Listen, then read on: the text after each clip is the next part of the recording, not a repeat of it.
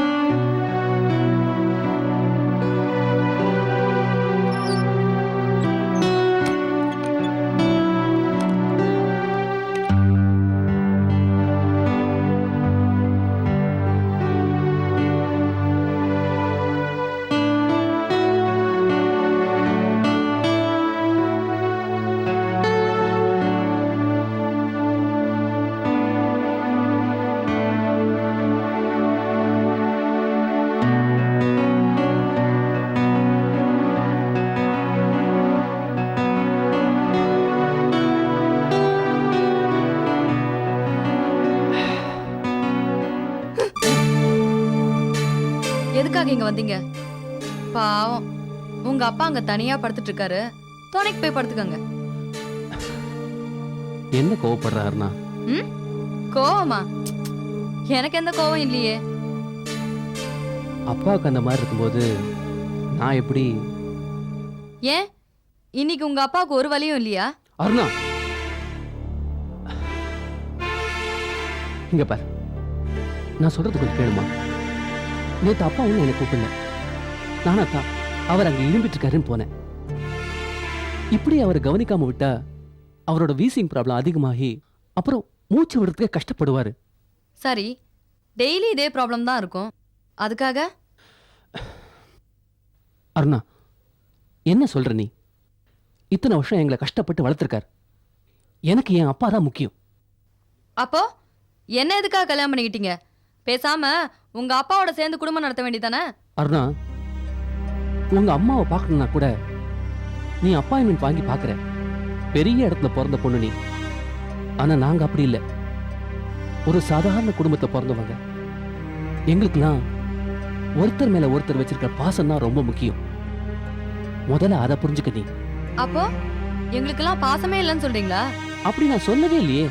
நான் உங்க பொண்டாட்டி. 1000 பேருக்கு முன்னாடி என்ன நீங்க மனைவியா ஏத்துக்கிட்டவரு. உங்க அப்பா மேலேயும் உங்க தங்கச்சி மேலேயும் நீங்க எவ்வளவு பாசம் வச்சிருக்கீங்களோ அதே பாசத்தை கொஞ்சம் என் மேலேயும் காட்டுங்க. அவங்களுக்கு உங்க மேல எவ்வளவு உரிமை இருக்கோ அதே உரிமை எனக்கும் இருக்கு. இப்போ நான் இல்லைன்னு சொல்லவே இல்லையம்மா. இந்த வீட்லயும் சரி என்கிட்டயும் சரி உனக்கு எல்லா உரிமையும் உண்டு. பர்டிகுலரா என் மேல கோச்சிக்கிற உரிமை கூட உண்டு. ஆனா இப்போ அதெல்லாம் வேண்டாம்மா.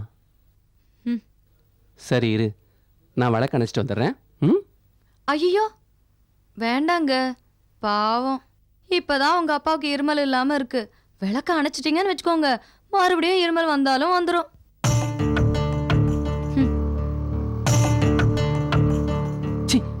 நீ எல்லாம் ஒரு பொண்ணா?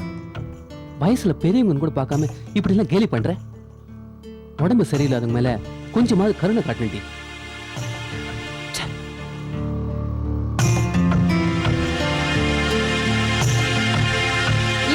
போட்டு படுக்கிறீங்க? வெளியே போய் படுத்துக்க வேண்டியதானே? வெளியில போய் படுக்கணும்னு தான் நினைச்சேன். அப்படி படுத்தா உனக்கு எனக்கு ப்ராப்ளம்னு எங்க அப்பா ஃபீல் பண்ணுவாரு. அதான். இப்பவும் உங்க அப்பா பத்தி தான் கவலை. ஏன் கவலை உங்களுக்கு இல்லவே இல்ல? தேங்க்ஸ்.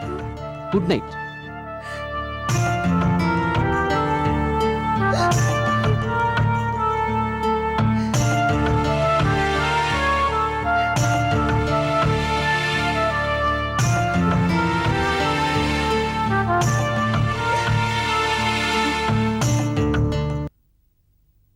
என் பிள்ளைங்க 2 பேரும் என்கிட்ட எதையுமே மறைச்சதில்லைன்னு இவ்வளவு நாளா நான் ரொம்ப பெருமையா நினைச்சிட்டு இருந்தேன். ஆனா இன்னைக்கு ஏம்மா என்னாச்சு? இன்னைக்கு உன்னை அவசர அவசரமா கோயிலுக்கு அனுப்புனேனே, எதுக்குன்னு தெரியுமா? தெரியல. நந்தினி வந்திருந்தா. நந்தினி வந்திருந்தாளா? அவ எதுக்கு இங்க வந்தா? ம், நீ சொல்லி தெரிஞ்சுக்க வேண்டிய எல்லா விஷயத்தையும் அவ சொல்லி நான் தெரிஞ்சுக்கிட்டேன். நந்தினி என் மேல கோவமா இருந்தாளாமா? இருக்காதா பின்ன? சாரிம்மா. அருணா கல்யாணம் முடிஞ்சதும் முறைப்படி அவளை உன்கிட்ட இன்ட்ரடியூஸ் பண்ணி என் கல்யாண விஷயத்தை ஆரம்பிக்கலான்னு இருந்தேன். அதுக்குள்ளதான் எல்லாம் முடிஞ்சு போச்சு. அவளை எப்படி பார்க்க போறேன்னு எனக்கு தெரியல. அவள் முகத்துல முழிக்க கூட எனக்கு தைரியம் இல்லைம்மா. உனக்கு கல்யாணம் நடந்த விஷயம் தெரிஞ்சதும் அவ ரொம்ப கோவப்பட்டா. நியாயம் தானம்மா? நான் தான் அவளுக்கு துரோகம் பண்ணிட்டேனே. அதுக்கு இப்ப என்னப்பா பண்ண முடியும்? அவளுக்கும் தாலி கட்டி ஏத்துக்கவா முடியும்? நல்ல வேளை உன் பொண்டாட்டி இருக்கும்போது அவ இங்க வந்திருந்து கலாட்டா பண்ணியிருந்தா என்ன ஆயிருக்கும் நினைச்சு பாரு. ஜெயந்தி நம்ம மாப்பிள்ளை கிட்ட போய், அண்ணா அவருக்கு கல்யாணத்துக்கு முன்னாடி ஒரு பொண்ணோட தொடர்பு இருக்குன்னு சொல்லி அழுதுருப்பா. இதை கேட்டு மாப்பிள்ளை கோவப்பட்டா உன் தங்கச்சியோட கதி என்ன ஆகுறது? என் தங்கச்சி கல்யாணம் நின்றுடக்கூடாதுங்கிறதுனால தானே நானே ஜெயந்தியை கட்டிக்கிட்டேன். நான் என்ன விரும்பி அவளை கட்டிக்கிட்டேன்? ராமையா பொண்ணு இந்த வீட்டுக்கு மருமகளா வந்ததுல யாருக்குமே சந்தோஷம் இல்லப்பா.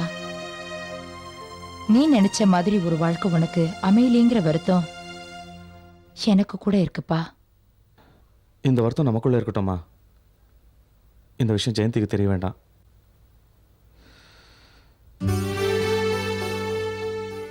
என்னைக்கு ஜெயந்தி என் பொண்டாட்டியை இந்த வீட்டுக்குள்ள வந்தாலோ அன்னிலேருந்து ஜெயந்தி மட்டும்தான் என் பொண்டாட்டி. அதுல எந்த மாற்றமும் இல்லை. நந்தினிக்கு நான் துரோகம் செஞ்சது உண்மைதான். ஆனா அதையும் நினைச்சுக்கிட்டு ஜெயந்தியை அலட்சியப்படுத்த முடியாது. அப்படி செஞ்சா 2 பொண்ணுங்களுக்கும் துரோகம் செஞ்ச மாதிரி ஆயிடும். என் பாவம் நந்தினியோட மட்டும் நிக்கட்டும். நீ நந்தினியை காதலிச்ச, அவ்வளவுதானே. ஒருத்தையை காதலிச்சுட்டு இன்னொருத்தையை கல்யாணம் பண்ணிக்கிறதுங்கிறது இந்த காலத்துல சர்வசாதாரணமா நடக்கக்கூடியதுதான். அதுக்காக நீ இவ்ளோ ஃபீல் பண்ண தேவையில்லை. அது மட்டும் இல்ல, அவகிட்ட நிறைய நெகட்டிவ் குணங்கள்லாம் இருக்கு.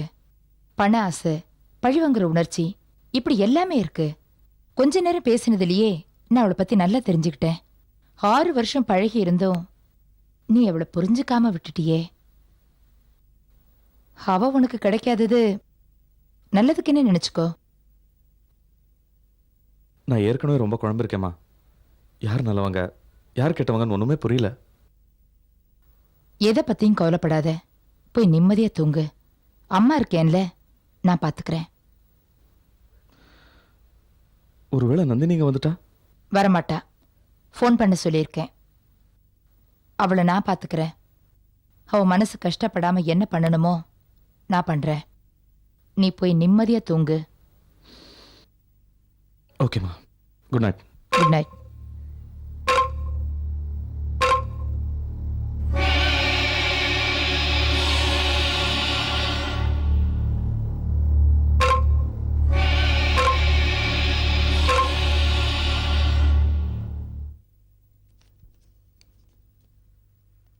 எக்ஸ்கியூஸ் மீ சிஸ்டர், உங்களை பார்க்கறதுக்கு பெரியவருடைய தத்து பிள்ளை சசியும் வக்கீலும் வந்திருக்காங்க. வர சொல்லுங்க. Okay sister.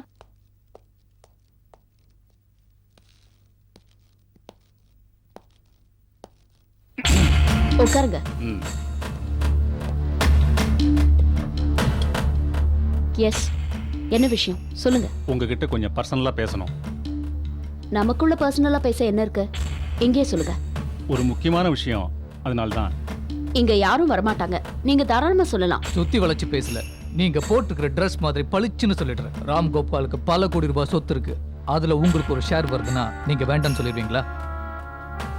எதுக்கு திடீர்னு இப்படி கேக்குறீங்க? திடீர்னு வர்றதுக்கு பேர் தான் அதிர்ஷ்டம். இப்போ அது உங்களை தேடி வந்திருக்கு. அதை யூஸ் பண்ணிக்க வேண்டியது உங்க கையில தான் இருக்கு.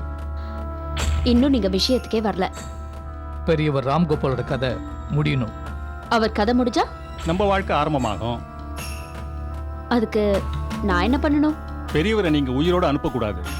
உங்க ஹாஸ்பிட்டலை விட்டு அவர் பாடியை தான் வெளியில அனுப்பணும். அதுக்கு தான் முயற்சி பண்ணி தோத்து போயிட்டீங்களே. அதனாலதான் நாங்க இப்போ உங்ககிட்ட வந்திருக்கோம். நாங்க தான் கொலை செய்ய முயற்சி பண்ணோம்னு உங்களுக்கு எப்படி தெரியும்? நல்லாவே தெரியும். அப்பயே நீங்க எங்களை காட்டி கொடுக்கல. நீங்க தான் முயற்சி பண்ணீங்கன்னு எனக்கு நல்லா தெரியும். ஆனா சட்டத்துக்கு தெரியணும்னா அதுக்கு சாட்சி வேணுமே. அதான் எனக்கு சந்தேகம் இருந்தும் நான் அதை காட்டிக்கல. நீங்க ரொம்ப சாமர்த்தியசாலி மேடம். உங்க சர்டிபிகேட்டுக்கு ரொம்ப நன்றி. பேச வேண்டியதை பேசுறீங்களா? ஆ,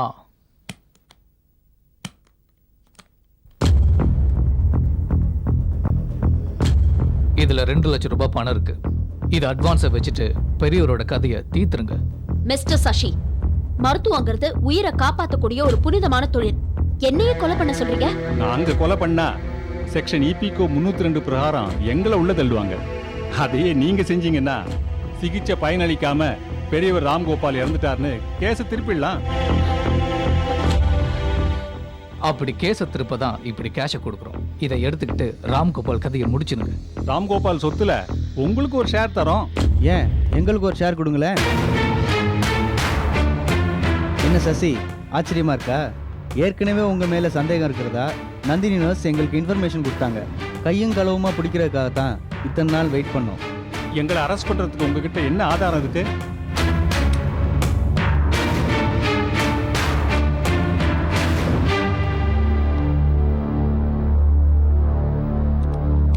பெரியவர் ராம் கோபாலோட கதை முடியணும். அவர் கதை முடிஞ்சா நம்ம வாழ்க்கை ஆரம்பமாகும். அதுக்கு நான் என்ன பண்ணணும்? பெரியவரை நீங்க உயிரோட அனுப்பக்கூடாது. உங்க ஹாஸ்பிட்டலை விட்டு அவர் பாடியை தான் வெளியில அனுப்பணும். எங்களுக்கு இந்த ஆதாரமே போதும். உங்களுக்கு வேற ஏதாவது வேணுமா? எங்களை பத்தி ராம் கோபாலுக்கு நல்லா தெரியும். அவர் தான் என்ன வளர்த்துட்டு இருக்காரு. அவர் சொல்லாம நான் இங்க வரமாட்டேன். நான் தாண்டா உங்களை அரெஸ்ட் பண்ண சொன்னேன். என்ன நீ அப்பாவா நினைச்சியோ இல்லையோ, நான் உன்னை பிள்ளையா தாண்டா நினைச்சேன். ஆனா பணம் உங்க எல்லாரையும் மாத்திருச்சுடா. என்ன கொலை செய்யற அளவுக்கு துணிஞ்சிட்டீங்க நீங்க. சார், இவங்களை இழுத்துக்கிட்டு போங்க. அப்பா, சி, என் மூஞ்சிலே முழிக்காது. ப்ளீஸ் இவங்களை அரெஸ்ட் பண்ணிட்டு போங்க சார். கான்ஸ்டபிள் சார், இவங்களெல்லாம் அரெஸ்ட் பண்ணி இழுத்துட்டு வாங்க. Okay sir.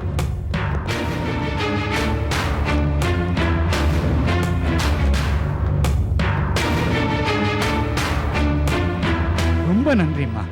நீ அவங்க கொடுக்குற பணத்துக்கு விலை போகாம இவ்வளவு நேர்மையா நடந்துக்கிட்டியே. I really appreciate you. இந்த பார், உனக்கு எப்ப எந்த உதவி வேணாலும் நீ கேட்டுட்டு என்கிட்ட வரலாம். நீ என் மக மாதிரிமா.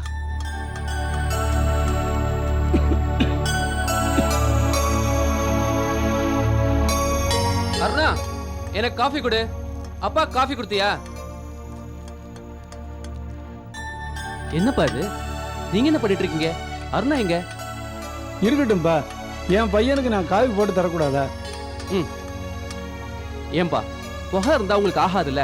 இதுல நீங்க எனக்கு காஃபி போட்டு தர போறீங்க, பிரெட் எல்லாம் டோஸ்ட் பண்ணி தர போறீங்களா? ஏன்பா, ராத்திரி ஆனா நீங்க தானப்பா கஷ்டப்படுவீங்க. நீ இருக்கும்போது நான் ஏன்டா கஷ்டப்படுறேன்? அது சரி, என்னால உங்களுக்கு மருந்து தான்ப்பா கொடுக்க முடியும். நீங்க படுற கஷ்டத்தை என்னால வாங்கிக்க முடியுமா? அப்பா, தயவு செஞ்சு நான் சொல்றதை கேளுங்க. ஜெயந்தி இங்க இருந்தானா உங்களை இது மாதிரிலாம் வேலை செய்ய விடுவாளா? நீங்க அடிப்படையில் பட்ட கஷ்டம்லாம் போதும். அருணாவை நான் பண்ண சொல்றேன், நீங்க வாங்க. டேய், அவ சின்ன பொண்ணுடா, கொஞ்ச நேரம் தூங்கட்டும்.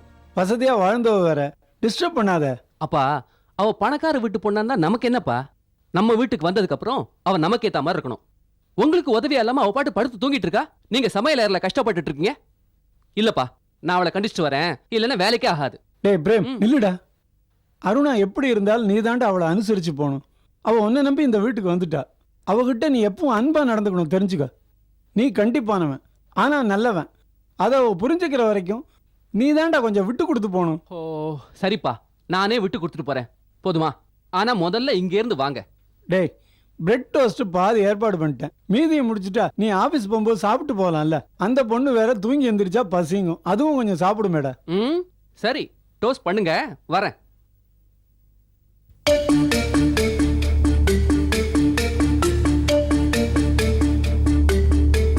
எப்படி தூங்கிட்டு இருக்கா பாரு. அருணா, ஏ அருணா. ஏசியை யார் ஆஃப் பண்ணது? எப்பவுமே இந்த ஆனந்த் இப்படிதான். மாமி ஏசி ஆன் பண்ண சொல்லுங்க. இங்க மம்மி இல்ல அம்மி இல்ல, கண்ணை முழிச்சு பார், நான் தான் இருக்கேன். எழுந்துடி.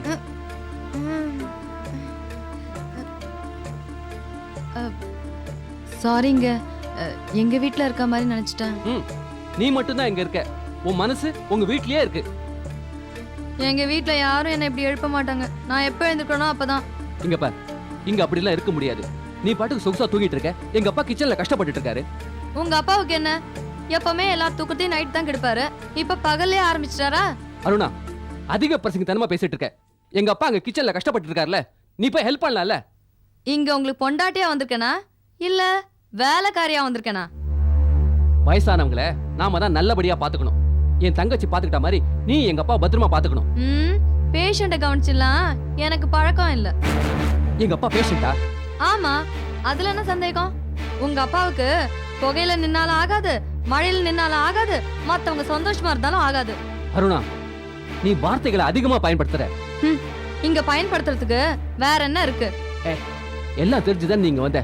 எங்க அப்பா மனசு புண்படாத மாதிரி நடந்துக்க, அதான் நான் உங்ககிட்ட எதிர்பார்க்கறேன். ஓஹோ, காலையிலேயே உங்க அப்பா வத்தி வச்சிட்டாரா? மாமியார் இல்லாத வீடு எந்த பிரச்சனையும் இருக்காதுன்னு சொன்னாங்க. ஆனா உங்க அப்பா மாமியாருக்கெல்லாம் மாமியாரா இருக்காரு. வசதி இல்லைனாலும் கொஞ்சமாவது டீசெண்டா இருப்பாங்கன்னு நினைச்சேன். ஆனா இங்க யாரும் டீசெண்டாவே இல்ல, பேஷண்டா தான் இருக்காங்க. உங்க அப்பாவுக்கு உடம்புல தான் கோளாறு, உங்களுக்கு மூளையே கோளாறு.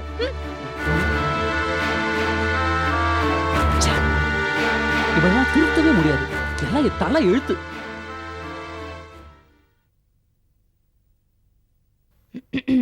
நான் வெளியே போயிட்டு வரேன். இருமா, பிரேம் வந்து கேட்டா என்னன்னு சொல்றது? எதையாவது சொல்லுங்க, நான் போய் சாப்பிட்டு வர போறேன். ஹோட்டலுக்கு சாப்பிட போறியாமா? எங்க அம்மா வீட்ல போய் சாப்பிட போறேன். பிரெட் டோஸ்ட் செஞ்சு வச்சிருக்கேன், அதை சாப்பிட. எனக்கு தான் அதெல்லாம் பிடிக்காதுல்ல. பிடிக்கலன்னா தோசை மாவு இருக்கு, 2 தோசை ஊற்றி சாப்பிடு. வேற என்ன வேணாலும் பண்ணி சாப்பிடலாமேம்மா. ஐயோ, எனக்கு அடுப்பே பத்த வைக்க தெரியாது. நான் பத்த வைக்கிட்டேன். அதான் பத்த வச்சிட்டியே ராமையா. என்னம்மா, என்ன யோசனை? ஒன்றும் இல்லை. உனக்கு இதெல்லாம் பிடிக்கலன்னா பரவாயில்ல, ஹோட்டலில் போய் என்ன பலகாரம் வேணாலும் நான் வாங்கிட்டு வரேம்மா. வேண்டாம், நான் எங்க அம்மா வீட்டில் சாப்பிட்டுக்கிறேன். அது அவ்வளோ நல்லா இருக்காதுமா. எங்க அம்மா வீட்டில் டிஃபன் சூப்பரா இருக்கும். ஏன் நான் அங்க போய் சாப்பிட்டா தப்பா? உங்க அம்மா வீட்டுக்கு போகும்போது சாப்பிட்றது தப்பு இல்லை, ஆனா இங்க இருந்து சாப்பிட்றதுக்காகவே உங்க அம்மா வீட்டுக்கு போறது தப்புமா. இந்த மாதிரி ஓல்டு சென்டிமெண்ட்ஸ்லாம் எனக்கு புரியாது. நான் கிளம்புறேன்.